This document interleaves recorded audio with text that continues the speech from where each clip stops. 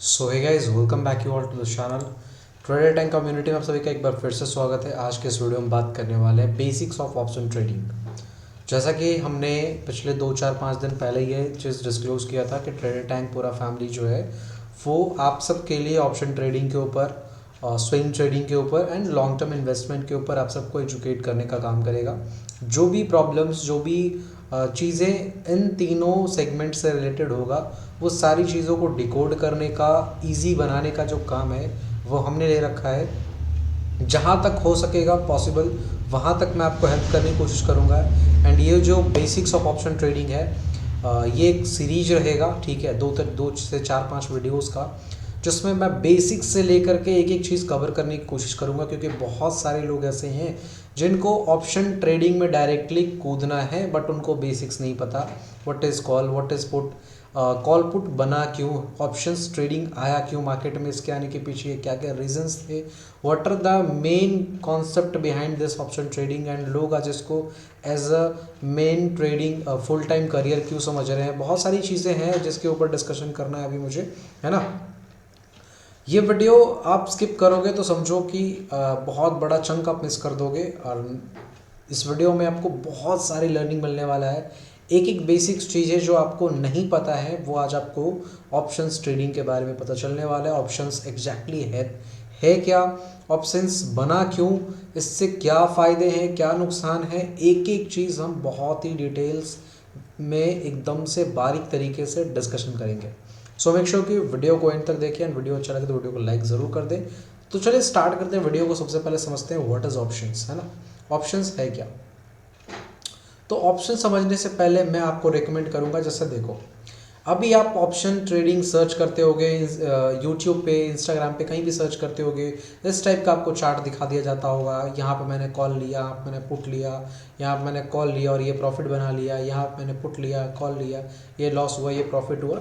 मतलब डायरेक्टली आपको इस टाइप के चार्ट में एंटर करवा दिया जाता है। Current scenario of YouTube and so called जो आज के मार्केट में चल रहे हैं वो यही है, ठीक है। तो ट्रेडिंग इतना भी आसान नहीं है, ऑप्शन ट्रेडिंग इतना भी आसान नहीं जितना ये लोग बताए थे कि आते के साथ आप कॉल खरीद लो, पुट खरीद लो, ये खरीद लो, वो खरीद लो। आप ट्रेडिंग को आसान बना सकते हो कब, जब आप सीख सकते हो। जैसे ये बंदा है, सीखने के लिए आया हुआ, ठीक है, ये बंदा टोटली सीखने के लिए आया है। अगर आप इसके ऐसा बनना चाहोगे, सीख करके ऑप्शन ट्रेडिंग करना चाहोगे, डेफिनेटली आप पैसा बनाओगे। बट अगर आप बिना सीखे इस ऑप्शन ट्रेडिंग में इस टाइप से जल्दबाजी में call put put call call put करने लग गए तो आई होप, मुझे पूरा उम्मीद है कि आप अभी तक ना पैसा बना पाए होंगे। और अगर आपने थोड़ा बहुत बनाया भी होगा तो उसको जाने में टाइम नहीं लगेगा, क्योंकि आपने लर्निंग नहीं किया है। सो इस सीरीज़ को बहुत ही अच्छे से देखें, डीपली देखें। तो चलिए स्टार्ट करते हैं। हाँ, सबसे पहले समझते हैं ऑप्शन है क्या, व्हाट इज़ ऑप्शन। सबसे पहला हमारा जो टॉपिक है वो ऑप्शन के ऊपर है। व्हाट इज़ ऑप्शन, ऑप्शन है क्या। तो आप यहाँ पर जैसा कि देख पा रहे होंगे, जस्ट वेट, हाँ, आप यहाँ पर जैसा कि देख पा रहे होंगे, यस, क्या डेफिनेशन क्या लिखा हुआ है। An option is an contract giving the buyer the right but not the obligations to buy in case of a call or sell in the case of a put and underlying asset at a specific price on before a certain date। देखो, इन सब चीज़ों के ऊपर ध्यान देने का कोई मतलब नहीं बनता, बट चूँकि कुछ कुछ लोग होते हैं जिनको चाहिए होता है तो उनके लिए मैंने ये डेफिनेशन चिपका दिया है, जो कि ऑब्वियसली मैंने कहीं से कॉपी पेस्ट डेफिनेशन कर दिया, बिकॉज मुझे इसके डेफिनेशन से एक पैसे का कोई लेना देना नहीं है।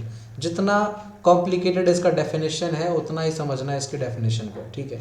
सो इसके डेफिनेशन के ऊपर नहीं जाना है। अगर आपको सही से सीखना है, बहुत ही बेहतर वे में सीखना है, एकदम से मतलब कि सीख जाए बस, और एक बार आपके दिमाग में चला जाए तो फिर बस कॉन्सेप्ट क्लियर हो गया, कोई डेफिनेशन का ज़रूरत नहीं पड़े।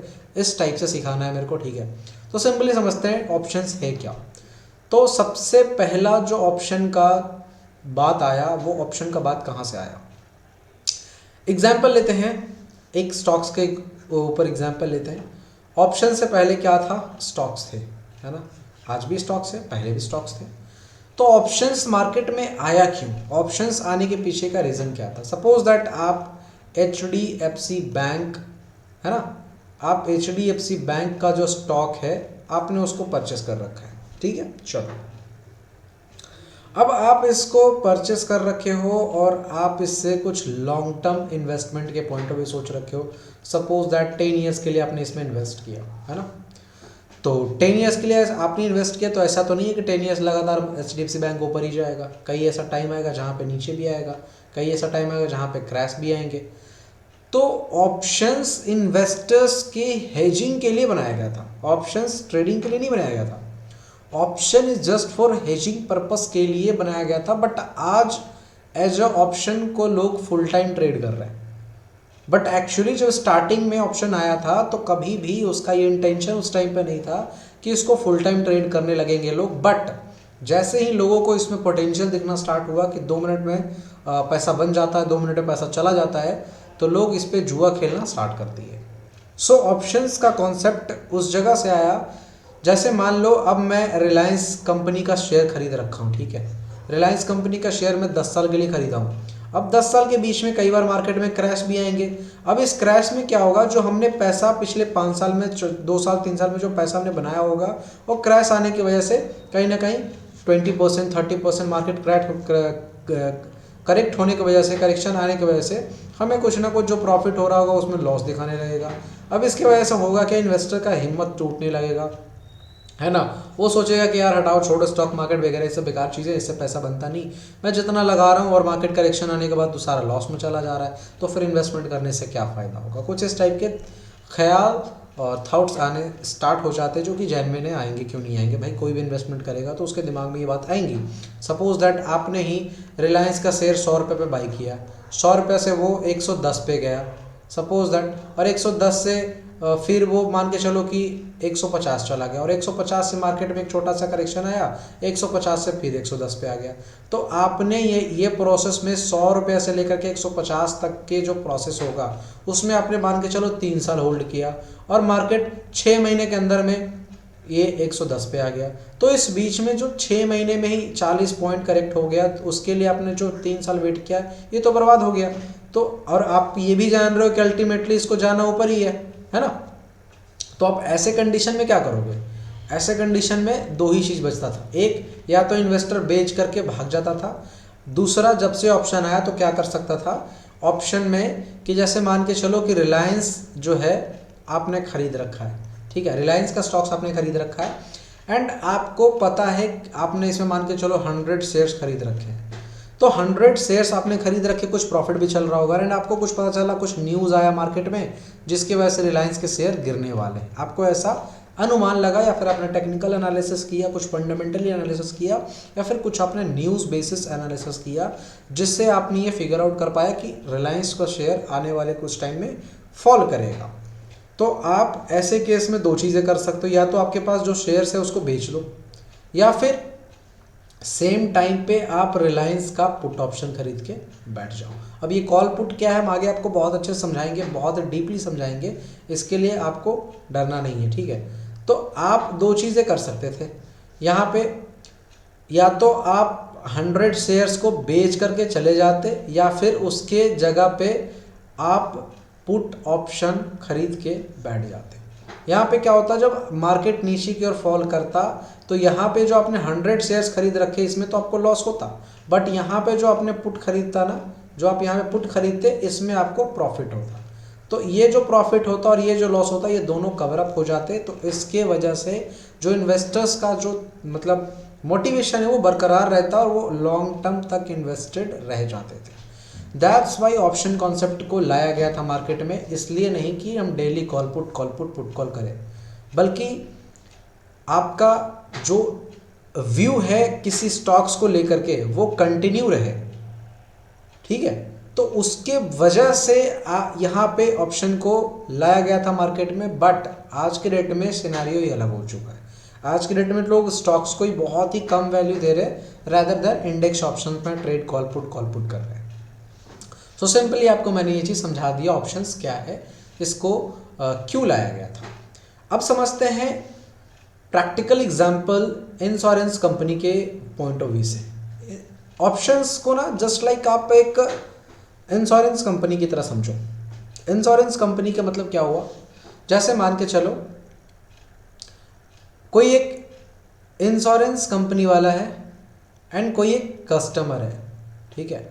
तो इंश्योरेंस कंपनी वाला इंश्योरेंस बेच रहा है किसको, कस्टमर को।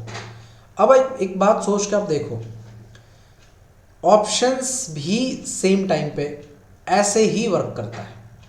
इंश्योरेंस कंपनी वाला क्या एश्योरेंस देता है आपको, जैसे स्टॉक्स में मैंने क्या कहा कि अगर रिलायंस आपने खरीद रखा है और मार्केट नीचे गिरेगा तो आपको पुट ऑप्शन खरीद के बैठ जाना है, इसमें आपको लॉस होगा और इसमें आपको प्रॉफिट हो जाएगा। सेम टाइम पे मान लो आपने कोई कार खरीदी, ठीक है, और कार का वैल्यू बहुत ज़्यादा होता है ना, तो बाई चांस रोड पे चलेंगी तो एक्सीडेंट होने के चांसेस आर वेरी हाई।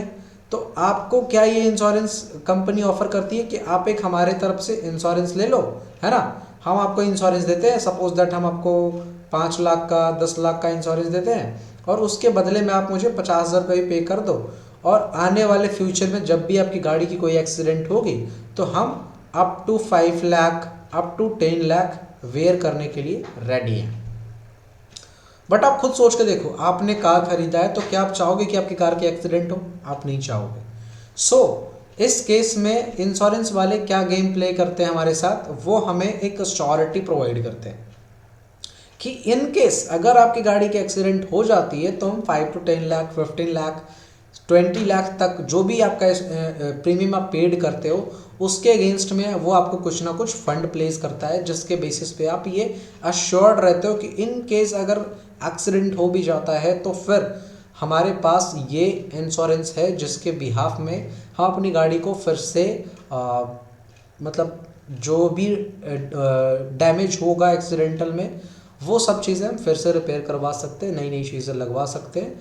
वो सारा वेयर जो करेगा वो इंश्योरेंस कंपनी वेयर करेगा। सो हम अपने आप को एक अश्योर्ड वे में रखते हैं। सेम चीज़ स्टॉक्स में हुआ, क्या हुआ, स्टॉक्स अगर गिरने वाले होंगे तो हम उसके अगेंस्ट में पुट ऑप्शन खरीद के बैठ जाएंगे कि अगर यहाँ पे हमें नुकसान होगा तो हम यहाँ फ़ायदा कर लेंगे। इंश्योरेंस कंपनी में इंश्योरेंस के साथ भी यही होता है कि अगर मेरी गाड़ी की एक्सीडेंट होती है इन केस, तो जो भी मुझे नुकसान होगा वो मैं उन इंश्योरेंस कंपनी वालों से भरपाई कर लूँगा। सो दिस थीम, इसी थीम के ऊपर भी ऑप्शंस वर्क करता है, जिस थीम के ऊपर इंश्योरेंस कंपनी काम करती है। लेकिन आप सोच के देखो थोड़ा सा अगर आप दिमाग लगाओ कि अगर 100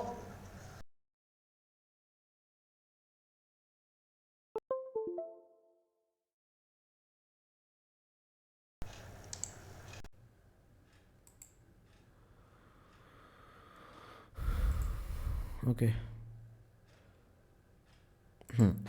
जैसे मान के चलो कि एक साल में 100 कार्स निकलता है, ठीक है, सपोज दैट एक एग्जांपल लेते हैं, एक इंश्योरेंस कंपनी 100 इंश्योरेंस बेचता है एक साल में, ठीक है।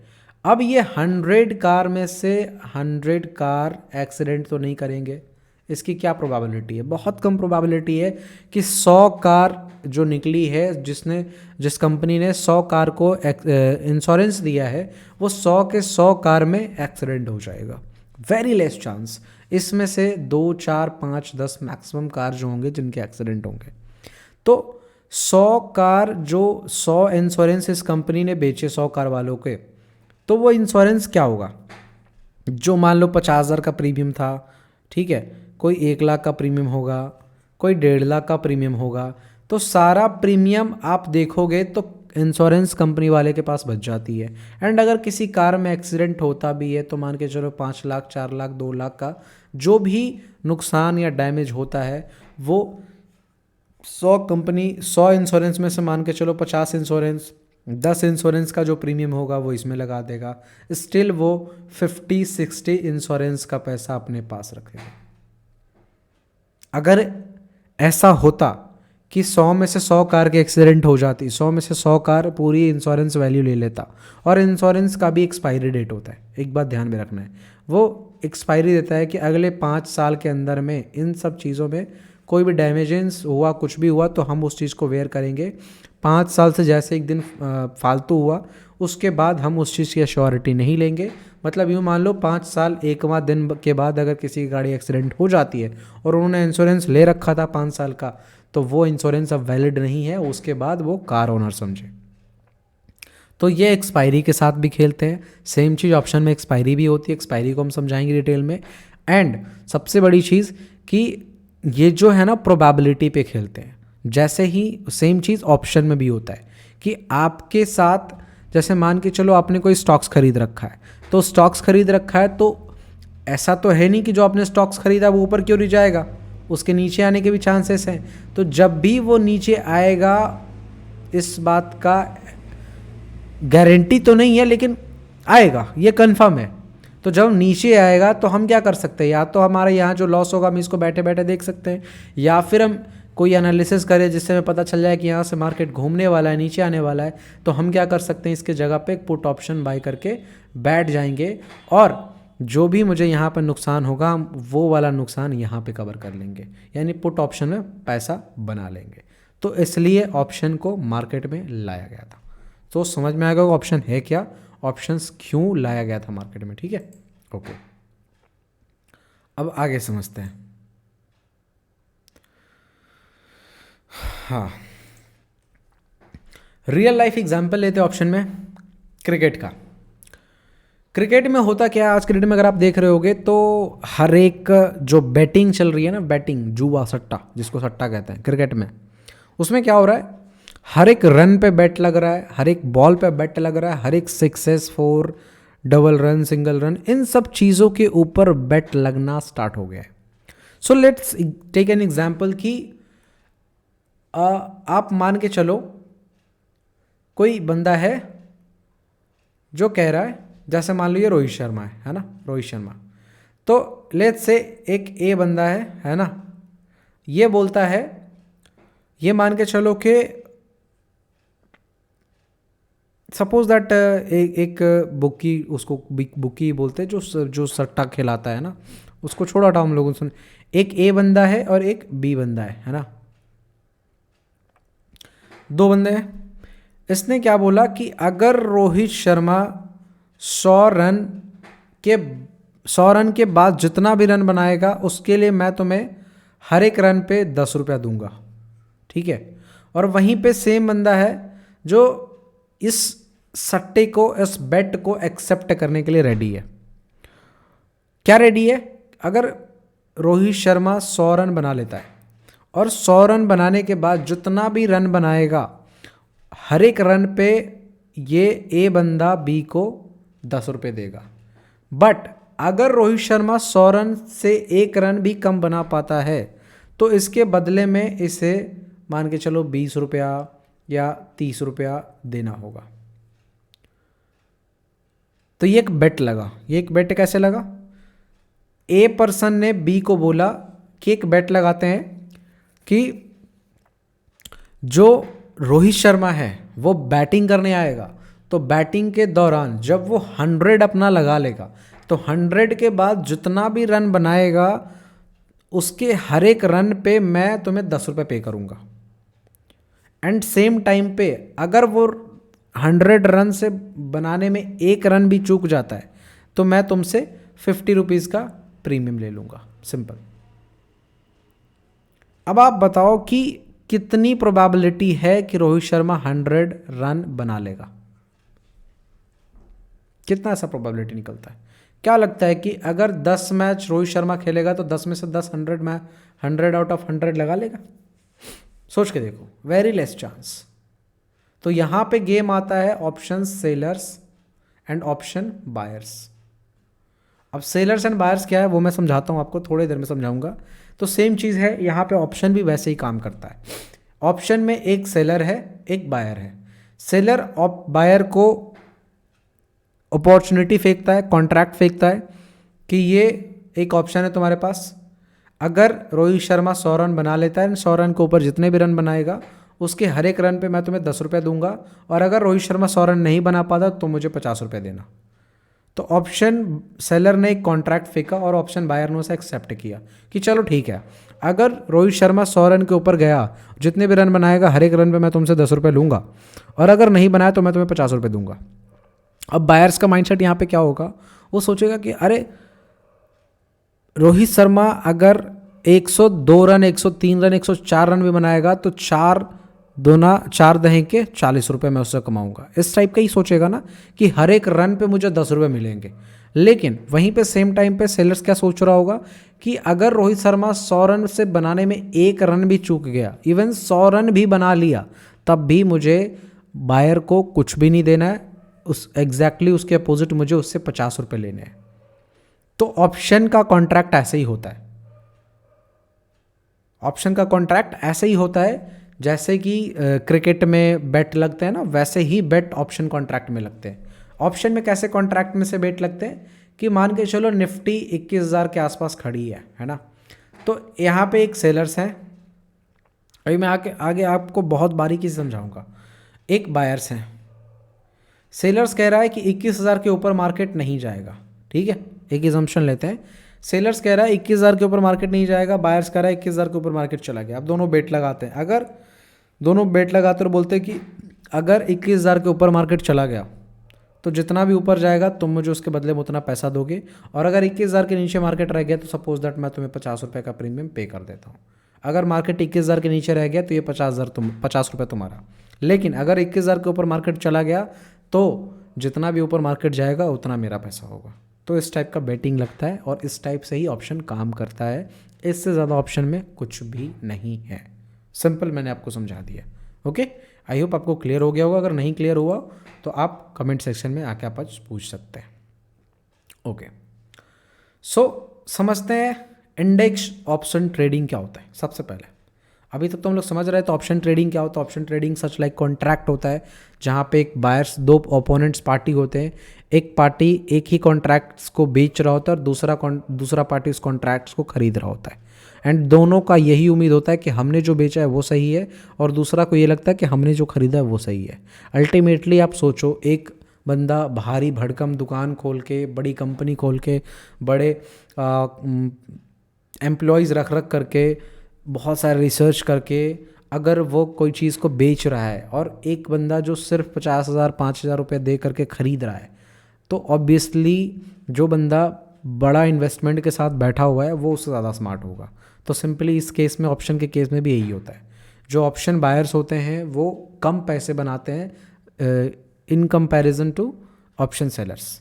तो वो चीज़ हम डिटेल में डिस्कस करेंगे, टेंशन लेने की कोई ज़रूरत नहीं है। आई होप आपको चीज़ें समझ में आ रही होंगी, बट हम अभी बेसिक्स कवर करने की कोशिश कर रहे हैं क्योंकि बहुत सारे ऐसे लोग हैं जिनको बेसिक्स का आइडिया ही नहीं है कि ऑप्शंस ट्रेडिंग होता क्या है, ऑप्शंस ट्रेडिंग मार्केट में आया क्यों। जैसे मैंने समझाया ना, ऑप्शंस ट्रेडिंग हेजिंग के लिए आया कि जो इन्वेस्टर्स को लॉस होते थे शॉर्ट टर्म में, वो लॉन्ग टर्म सोच के आते थे बट शॉर्ट टर्म में उनको लॉसेस होते थे।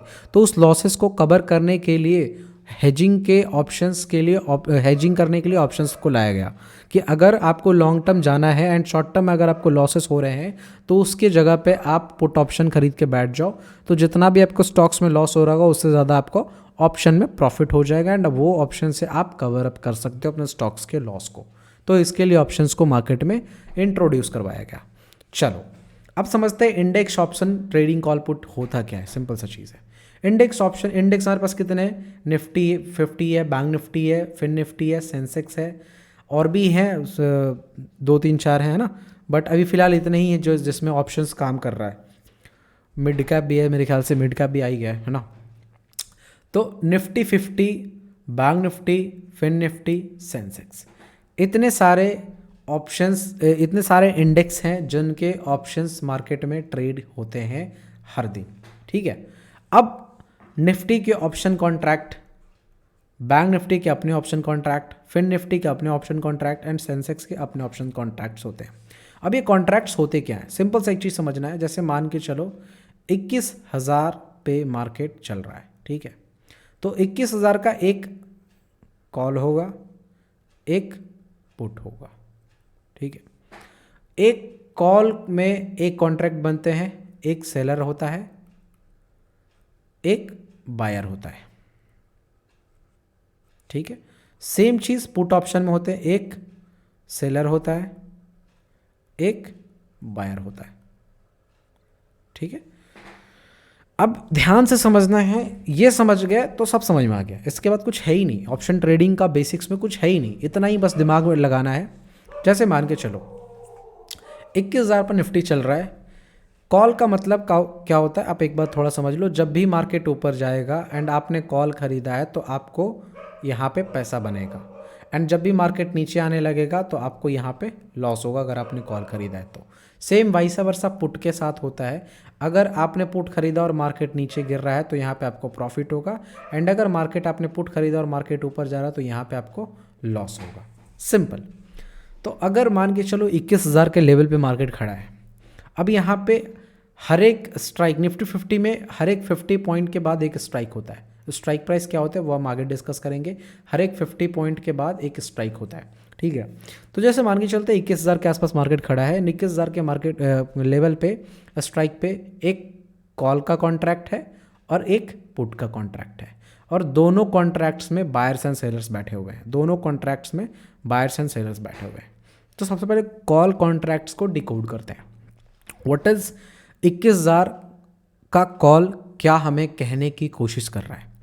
तो 21,000 कॉल में एक सेलर है, ठीक है, जो कॉल को बेच रहे हैं, एंड 21,000 के कॉल में एक बायर्स हैं जो कॉल को खरीद रहे हैं। इसका क्या इंटेंशन है और इसका क्या इंटेंशन इस जगह पे? 21,000 कॉल को सेलर बेच रहा है, वो क्यों बेच रहा है? उसको ऐसा लग रहा है कि 21,000 के ऊपर मार्केट नहीं जाएगा, उसको ऐसा लग रहा है कि 21,000 के ऊपर मार्केट नहीं जाएगा, यानी इसका बेरिश व्यू है, मार्केट नीचे आएगा, ठीक है। सेम टाइम पे बायर्स क्या सोच रहा है कि 21,000 के ऊपर मार्केट जाएगा, इसका व्यू बुलिश है। तो यहाँ पे दो मतलब पर्सन है, एक सेलर्स है एक बायर्स है।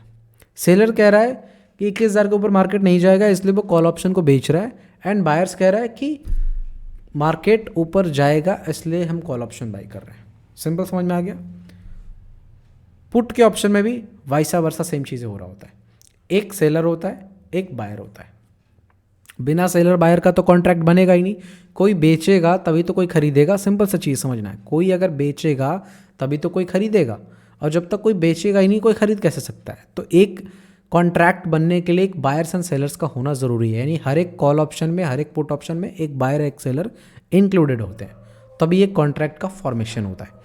तो पुट ऑप्शन में क्या है, सेलर्स क्या सोच रहे हैं, सेलर्स पुट को बेच रहे हैं। मतलब पुट में फ़ायदा कब होता है? जब मार्केट नीचे की ओर आता है, तो पुट बेचा जा रहा है। पुट बेचा क्यों जा रहा है? क्योंकि सेलर को क्या लग रहा है, मार्केट नीचे नहीं जाएगा, ठीक है।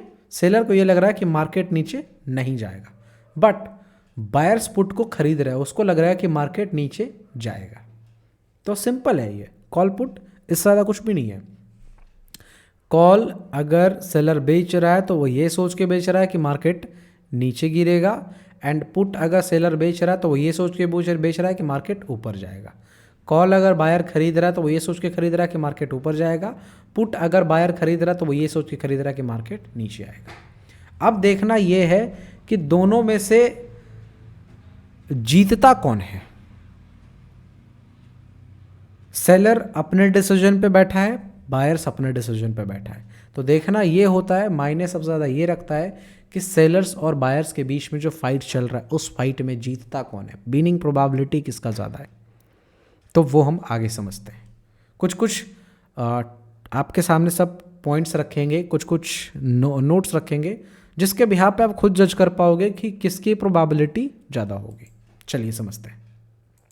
तो ये तो सिंपल समझ में आ गया होगा, है ना।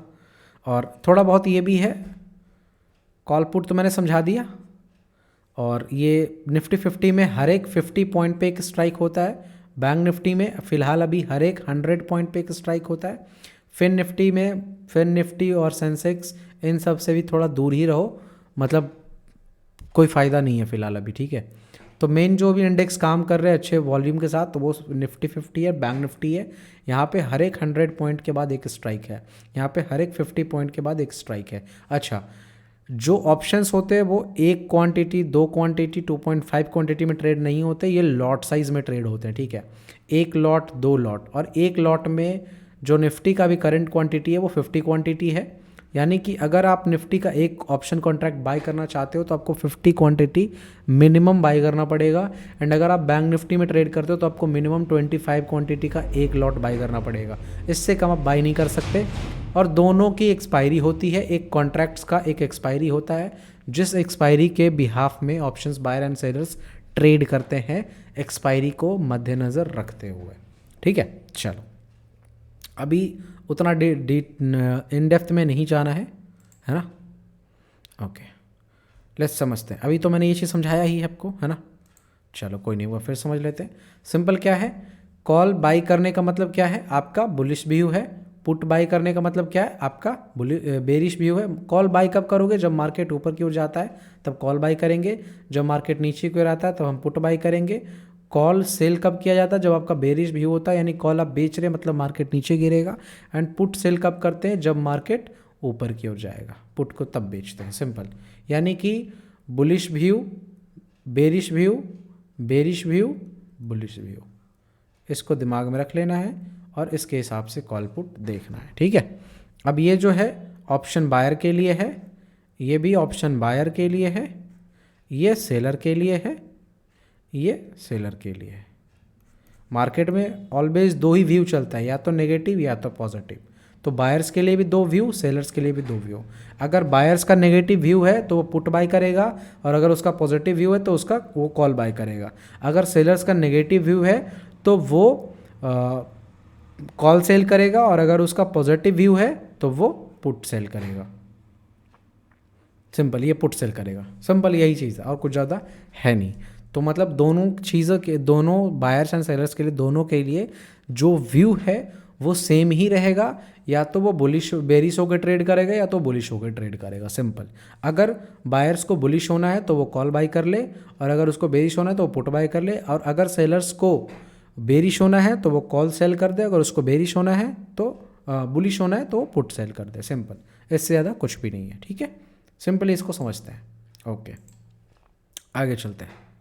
ऑप्शन बायर्स के पर्सपेक्टिव से समझिए, जैसे मैंने कहा ना कि किसकी क्या प्रोबेबिलिटी आएगी, कौन जीतेगा कौन हारेगा, वो चीज़ के लिए ऊपर हम बात करते हैं। तो ऑप्शन बायर्स के पर्सपेक्टिव से हम देखना चाहेंगे।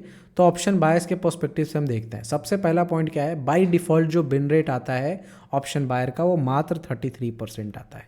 यानी कि अगर 100 ट्रेड ऑप्शन बायर लेता है और 100 ट्रेड ऑप्शन सेलर लेता है तो ये जो है 33 ट्रेड्स में प्रॉफिट करेगा, और ये जो है 67 ट्रेड में प्रॉफिट करेगा।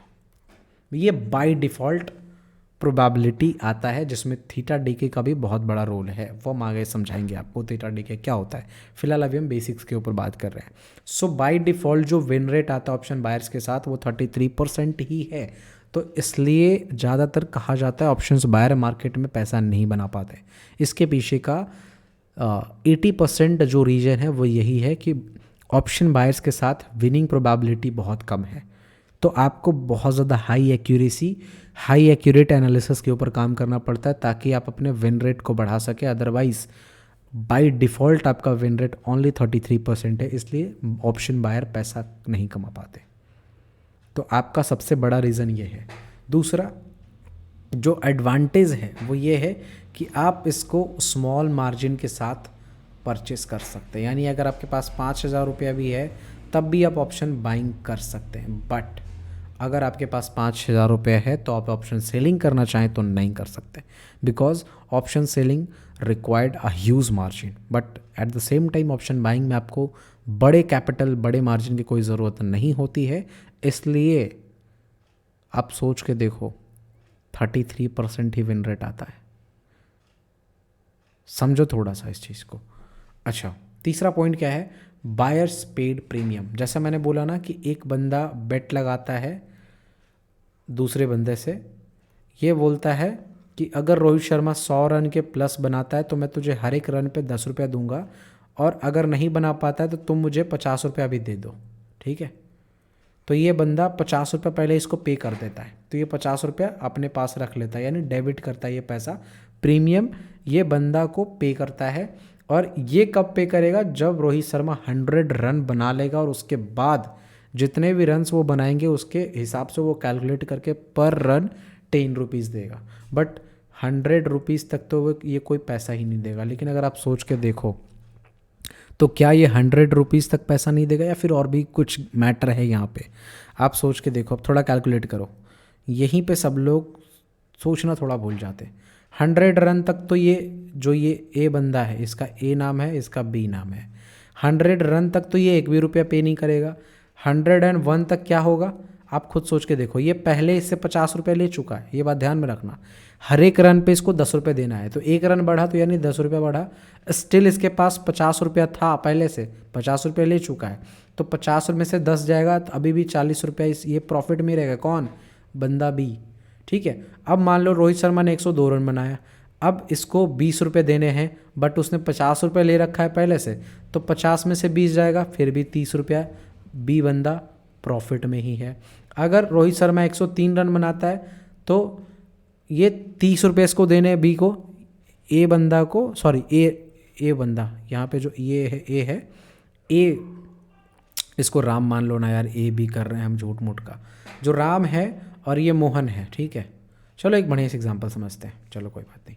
जैसे मान के चलो एक राम है, एक मोहन है, ठीक है। ये एग्जांपल समझ गए, ऑप्शन बहुत आसान हो जाएगा। यहीं पे सीक्रेट छुपा हुआ है, सबसे बड़ा सीक्रेट यहीं पे छुपा हुआ है। जैसे मान के चलो इसने बेट लगाया कि अगर रोहित शर्मा 100 रन से ऊपर जितना भी रन बनाएगा तो हर एक रन पे मैं तुम्हें 10 रुपये दूंगा, ठीक है।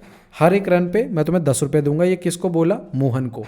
और अगर नहीं बना पाया तो मुझे तुम 50 रुपये देना, ठीक है। ये 100 रन के बाद का हिसाब है। तो ये मोहन से 50 रुपये पहले ले लिया, तो ये 50 रुपये प्लस में हो गया, यानी राम जो है वो क्या हो गया? राम 50 रुपया प्लस में है अभी, ठीक है। अब मैच स्टार्ट होता है, ठीक है। अब मैच स्टार्ट होता है, राम और मोहन, है ना। अब मान लो रोहित शर्मा 100 रन बनाता है, तो क्या राम को मोहन को कुछ पैसा देना पड़ेगा? बिल्कुल भी नहीं।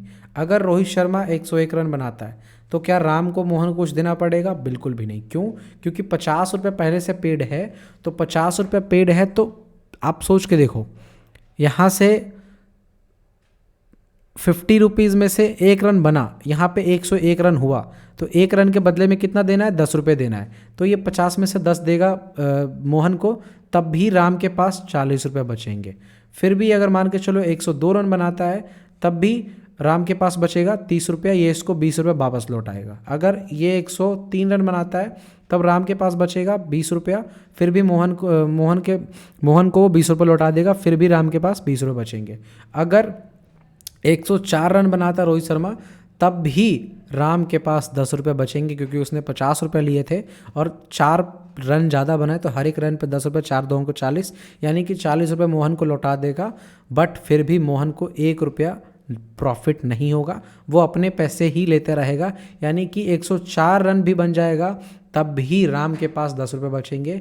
105 रन बन जाएगा तब ना तो राम प्रॉफिट में रहेगा और ना ही मोहन प्रॉफिट में रहेगा।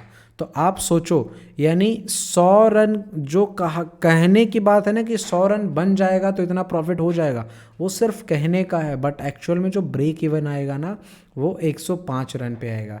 यानी कि 105 रन राम अगर रोहित शर्मा बना लेता है तो ना तो राम के पास 1 रुपये का प्रॉफिट होगा, ना ही मोहन के पास 1 रुपये का प्रॉफिट होगा। 106 रन बनेगा तब जा कर के राम को मोहन को 10 रुपये देना होगा।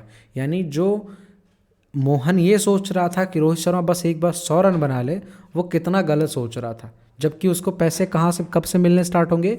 जब रोहित शर्मा 106 रन बनाएगा तब उसको 10 रुपये मिलेंगे।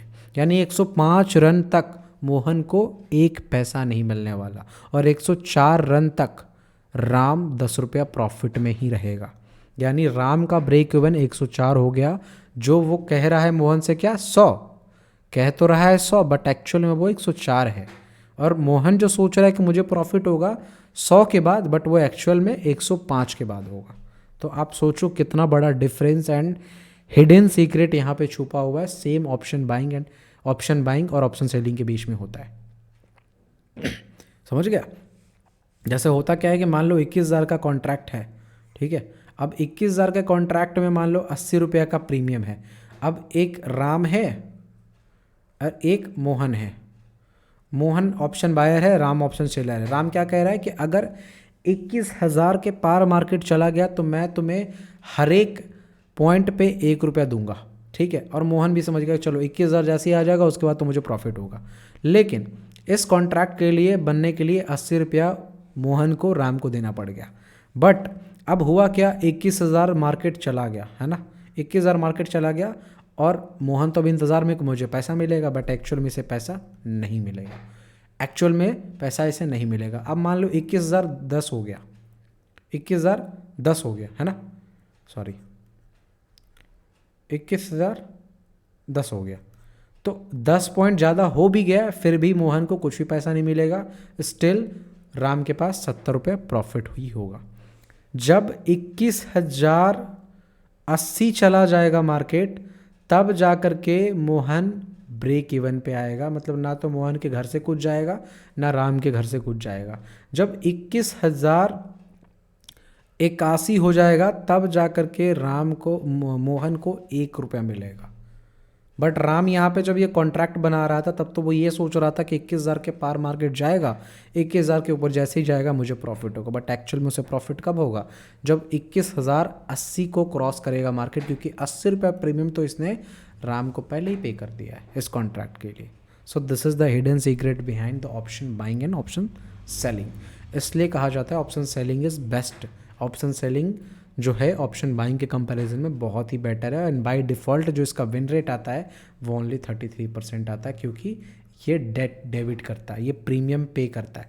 तो प्रीमियम पे करते ही इसका ब्रेक इवन ऊपर चला जाता है। अब जितना महंगा प्रीमियम पे करोगे उतना ज़्यादा दूर आपका ब्रेक इवन हो जाता है। इसलिए ऑप्शन बायर्स के साथ प्रोबेबिलिटी बहुत कम काम करता है, इसलिए ऑप्शन सेलिंग लोग ज़्यादा प्रेफर करते हैं, ठीक है। ओके, आई होप मैंने आपको सब चीज़ें बहुत ही बढ़िया से क्लियर कर दिया होगा। फिर उसके बाद क्या है, छोटा सा चीज़ है यहाँ पे हमने समझाया ऑप्शन बायर जो होते हैं पेड प्रीमियम को पे करते हैं। 80 रुपया 100 रुपये जो था ना, ये बायर सेलर को पे करते हैं, यानी मोहन राम को पे करता था जो वो प्रीमियम होता है। चौथा पॉइंट क्या है, बिग प्रॉफिट के चांसेस हैं बट कंसिस्टेंट नहीं है। हो सकता है कि आपने 21,000 का वेट लगाया और मार्केट 22,000 चला गया, है ना, मार्केट 22,200 चला गया, जो कि प्रोबेबिलिटी है, कई बार चले जाते हैं। तो इस बीच में जो ऑप्शन बायर है वो बड़ा पैसा बनाता है। बट ऐसे कितने दिन होते हैं, महीने में 1 आध दिन 2 दिन, बाकी का सारा दिन तो सेलर का ही होता है। बाकी का सब दिन मार्केट का रूल ही है, 70% टाइम मार्केट साइडवेज होता है। ट्रेंडिंग मार्केट 30% टाइम ही होता है, उसमें से 20% टाइम आप चूक जाते हो ट्रेंड को कैप्चर करने में, 10% टाइम कैप्चर करते हो और इसे 10% के होप में आप 90% टाइम अपना पैसा गंवाते रहते हो ऑप्शन बाइंग करके। This is the harsh reality of option buying. So ये जो बड़ा प्रॉफिट का जो चांस है ना वो ओनली 10% है। इस 10% के चक्कर में आप 90% को रिस्क में लगा देते हो कि कोई एक दिन तो ऐसा आएगा जिस दिन हम बड़ा पैसा बनाएंगे, लेकिन कंसिस्टेंट नहीं होता। सो सेलर्स कंसिस्टेंसी के ऊपर फोकस करते हैं, बायर्स बड़ा पैसा के ऊपर फोकस करता है। इसलिए सेलर्स हमेशा पैसा बनाते हैं, बायर्स पैसा नहीं बना पाते, अल्टीमेटली ये लॉस में रहते हैं। This is the biggest reason. Example के रूप में option buyer is just like an insurance company customer. Option buyer जो होता है वो इंश्योरेंस कंपनी के कस्टमर के जैसे होता है। इंश्योरेंस कंपनी क्या कहता है कि 5 ईयर्स का ये इंश्योरेंस है, प्रीमियम आप मुझे 50,000 पे कर दो, है ना। अगर 5 साल के अंदर में आपके गाड़ी को कोई भी फॉल्ट आता है तो उसका कॉस्ट मैं बेयर करूँगा। सपोज दैट आपने 5 साल के अंदर में कोई भी डिफ़ॉल्ट आपकी गाड़ी में आया ही नहीं, तो ये 50,000 रुपये आपका फोकट का ख़त्म हो गया। अब 5 साल 1 दिन जैसे ही होगा ये प्रीमियम, ये इंश्योरेंस ख़त्म हो गया, एक्सपायर कर गया। तो आप as a customer, option buyer as a customer की तरह होता है। ऑप्शन बायर जो होता है, इंश्योरेंस कंपनी वाले जिस कस्टमर को इंश्योरेंस बेचते हैं, तो आप यूँ समझो कि इंश्योरेंस कंपनी वाले ऑप्शन सेलर्स हैं एंड इंश्योरेंस खरीदने वाले कस्टमर है इंश्योरेंस कंपनी के कस्टमर जैसे। तो ऑप्शन बायर कौन है, इंश्योरेंस कंपनी के जो कस्टमर होते हैं ना, वैसे ही ऑप्शन बायर होते हैं। उन्हें डर होता है कि क्या पता अगर मेरी गाड़ी में एक्सीडेंट हो गया, 2 लाख 3 लाख का खर्चा आ गया, तो 50,000 में ही मुझे 5 लाख का रिबेट मिल रहा है, यानी 50,000 रुपये देंगे और अगर मुझे कल के रेट में 2 लाख 3 लाख का भी नुकसान लग जाता है तो वो ये इंश्योरेंस कंपनी वेयर करेगा। बट ये ओवरऑल एनालिसिस अगर आप करके देखो तो ऑलवेज इंश्योरेंस कंपनी प्रॉफिट में रहती है। अगर नहीं रहता तो इंश्योरेंस कंपनियां कब की बंद हो चुकी होती। आज इतने सारे मार्केट में इंश्योरेंस कंपनियां नहीं आ गया होता, खुद सोच के देखो, है ना। चलो,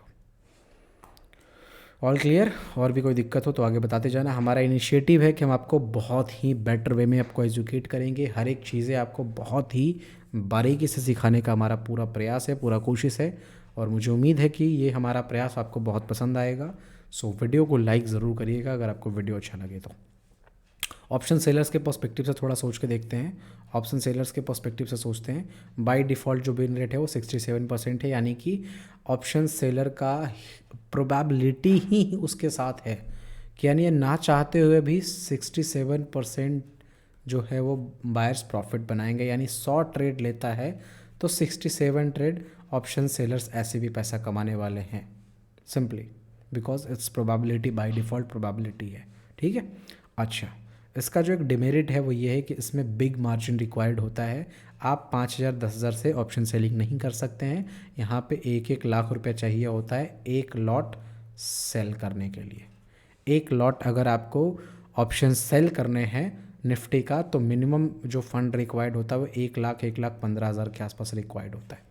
सो यहाँ पे बिग मार्जिन रिक्वायर्ड होते हैं। बट ऑप्शन बाइंग में आप 4,000 5,000 से ऑप्शन बाइंग कर सकते हैं एंड आपको मैक्सिमम टाइम्स आपको लॉस लगेगा। सेलर्स जो होते हैं वो प्रीमियम को लेते हैं। जैसे राम था, राम क्या करता था, राम बेट ऑप्शन देता था मोहन को। वो बोलता था क्या, रोहित शर्मा 100 रन बना लेगा, उसके बाद जितना भी रन बनाएगा हर एक रन पे मैं तुम्हें 10 रुपये दूंगा, उसके बदले में तुम मुझे भी फ़िलहाल 50 रुपये दे दो। तो ये क्या करता था, ऑप्शन का प्रीमियम लेता था। तो सेलर्स वैसे ही करते हैं, बायर्स से प्रीमियम लेते हैं कि जैसे मान के चलो 21,000 के ऊपर मार्केट अगर चला गया तो फिर हम तुम्हें इतना पैसा देंगे, नहीं तो उसके बदले में भी तुम हमें 80 रुपये प्रीमियम दे दो। तो 80 रुपये प्रीमियम जो है वो सेलर्स ले लेते हैं बायर्स से। So sellers takes premium from buyers. यहाँ पे क्या है, स्मॉल प्रॉफिट होता है बट कंसिस्टेंट रहता है, मतलब रेगुलरली आपको प्रॉफिट यहाँ पे देखने को मिलेगा।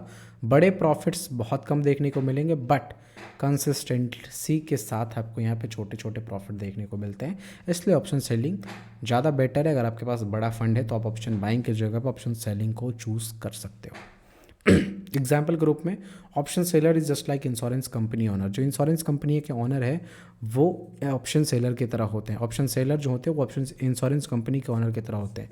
यानी वो लोगों को ऑफर देते हैं कि ये चीज़ें, सपोज दैट इंश्योरेंस कंपनी वाले क्या ऑफ़र देते हैं कि अगर 5 साल के अंदर में कुछ भी एक्सीडेंट हो जाता आपकी गाड़ी में तो हम आपको 5 लाख तक का रिबेट देंगे। 5 लाख तक का आपकी गाड़ी में नुकसान को हम उसके रिपेयरिंग का कॉस्ट हम वेयर करेंगे। जैसे ही और वैसे ही ऑप्शन सेलर क्या कहता है कि 21,000 के आसपास, 20,000 के आसपास के लेवल तक अगर मार्केट उसके नीचे रहता है तो पैसा तुम मुझे भी फ़िलहाल दे दो, और अगर उसके ऊपर जाता है, जितना ऊपर जाएगा मैं तुम्हें पैसा दूंगा। तो option seller and insurance company owner दोनों कस्टमर को ऑफ़र देते हैं एंड उस ऑफ़र में दोनों कस्टमर उस वहाँ फंसता है, यहाँ ऑप्शन बायर फंसता है। इसलिए क्यों क्योंकि उनको पता है बाय डिफ़ॉल्ट बिन रेट भी उनका कम है और प्रोबेबिलिटी भी उनके साथ नहीं है, इसलिए ऑप्शन सेलर्स हमेशा पैसा बनाते हैं ज़्यादातर times. Okay, now let's take an example. Practical example लेते हैं। सपोज दैट मान के चलो कि यहाँ मार्केट है, यहाँ से मार्केट नीचे आया, तो अगर आपने ये यहाँ पे फिगर आउट कर दिया कि मार्केट नीचे गिरने वाला है और आपने यहाँ पे पुट ऑप्शन बाय कर लिया और मार्केट यहाँ तक चला है, तो आप यहाँ पे एक बड़ा पैसा बनाओगे, ठीक है। लेकिन इस बीच में अगर मार्केट धीरे धीरे साइडवेज हो गया तो इस बीच में आप पैसा भी गवाओगे just because of theta decay. Time decay होता है जो हम आपके आगे आने वाले क्लासेस में आपको सिखाएंगे कि थीटा डी के क्या होता है, ठीक है। सो अगर आपने यहाँ भी फिगर आउट कर लिया कि मार्केट नीचे गिरने वाला और आपने यहाँ भी पुट बाय करके बैठ गया, इतना सा पॉइंट में आप बहुत बड़ा पैसा बना सकते हो। So there is an probability, but आपको हाई एक्यूरेट एनालिसिस करना पड़ेगा, तभी आप बड़े पैसे बना पाओगे। सपोज दैट आपने यहाँ भी कॉल बाय किया एंड ये मोमेंटम भी कैप्चर किया, तो आप कॉल बाय करके यहाँ भी पैसा बना सकते हो। सो सिंपली जब भी मार्केट ऊपर की ओर जाने वाला हो आप वहाँ पे कॉल बाय करो, जब भी मार्केट नीचे हो जाने वाला वहाँ पे पुट बाय करो और आप पैसा बना सकते हो। सिंपली कॉल बाय तब करना होता है जब मार्केट ऊपर जाने वाला होता है, पुट बाय तब करना होता है जब मार्केट नीचे गिरने वाला होता है। सिंपल। ओके, चलो हाँ, लास्ट में final and last but not least, stock market is a zero sum game. ये कॉन्सेप्ट को समझना बहुत ज़रूरी है। Stock market zero sum game है, यानी यहाँ पे कोई गवाएगा तभी कोई कमाएगा। ऐसा कभी नहीं हो सकता कि एक टाइम पे ऑप्शन बायर भी कमाए, एक टाइम पे ऑप्शन सेलर भी कमाए। ऐसा कभी पॉसिबल ही नहीं है स्टॉक मार्केट में। कोई अपना पैसा घर से गवाएगा तभी कोई पैसा अपना कमाएगा। यानी एक टाइम पे बायर्स एंड सेलर्स दोनों सही नहीं हो सकते। या तो सेलर्स को गलत होना पड़ेगा या तो बायर्स को गलत होना पड़ेगा, तभी कोई एक सही होगा। So stock market is not a positive sum game, it's a zero sum game. किसी को पैसा गंवाना पड़ेगा किसी को कमाने के लिए, और यही कॉन्सेप्ट दिमाग में आज फिट कर लो स्टॉक मार्केट में अगर आपको एंट्री लेना है तो। सो यहाँ पे इम्पॉर्टेंट क्या हो जाता है कि आपको बहुत तगड़े लेवल का एनालिसिस करना पड़ेगा, बहुत तगड़े लेवल का एनालिसिस करना पड़ेगा। आपका जो एनालिसिस होगा वो बहुत तगड़े लेवल का होना चाहिए, अदरवाइज़ आप इस ज़ीरो सम गेम में फंस जाओगे। क्योंकि जो आपके अगेंस्ट में बैठा होगा या तो वो पैसा बनाएगा या तो आप पैसा बनाओगे, और अगर आपने अपना एनालिसिस अच्छे से नहीं किया तो ऑब्वियसली जो आपके अपोजिट साइड में बैठा है वो एनालिसिस करके बैठा हुआ है वो पैसा बना लेगा। So you have to be very smart, very curious, very conscious, very focused, very concentrate. आपको यहाँ पर रहना पड़ेगा तभी आप इस जगह से पैसा बना पाओगे, क्योंकि ज़ीरो सम गेम है। आप गवाओगे तभी कोई दूसरा कमाएगा, या तो दूसरा गवाएगा तभी आप कमाओगे। तो इसका मतलब क्लियर कट, ये पिक्चर तो क्लियर कट है कि आपको अपने अपोजिट साइड वाले से स्मार्ट होना पड़ेगा, ज़्यादा इंटेलिजेंट होना पड़ेगा, ज़्यादा स्मार्ट एनालिसिस करना पड़ेगा, ज़्यादा बेटर प्रेडिक्शन करना पड़ेगा, तभी आप यहाँ पे पैसा बना पाओगे। क्योंकि अल्टीमेटली आप पैसा अपने अपोजिट साइड वाले के पैकेट से निकाल के लेके जाओगे। पैसा ना आपको मार्केट देगा, ना पैसा आपको सेबी देगा, ना पैसा आपको ब्रोकर देगा, कोई पैसा नहीं देता।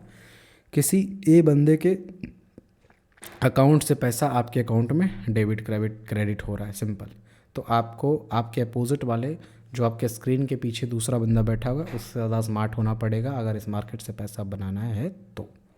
आई होप आपको सारी चीज़ें क्लियर हो गई होंगी। मैंने बहुत ही बेटर वे में आप सबको एक एक चीज़ बहुत ही अच्छे से समझाया। अगर कोई भी दिक्कत हो तो आप कमेंट सेक्शन में पूछ सकते हैं, और वीडियो कैसा लगा कमेंट करके ज़रूर बताएं। मिलते हैं नेक्स्ट वीडियो में, और आगे का वीडियो आप चाहते हैं किसके ऊपर, किस टॉपिक के ऊपर, तो वो आप मुझे कमेंट करके बता सकते हैं, फीडबैक दे सकते हैं। वीडियो कैसा लगा, वीडियो अच्छा लगा वीडियो लाइक ज़रूर करें, चैनल को सब्सक्राइब कर ले, क्योंकि इसी टाइप के और भी बहुत सारे नॉलेजेबल वीडियोज़ आने वाले हैं ट्रेडर टैंक चैनल पे। सो मेक श्योर कि hit the like button and subscribe the channel and also hit the bell icon to get notification. That's all. Bye bye. Take care and thanks for giving your precious time. Bye bye.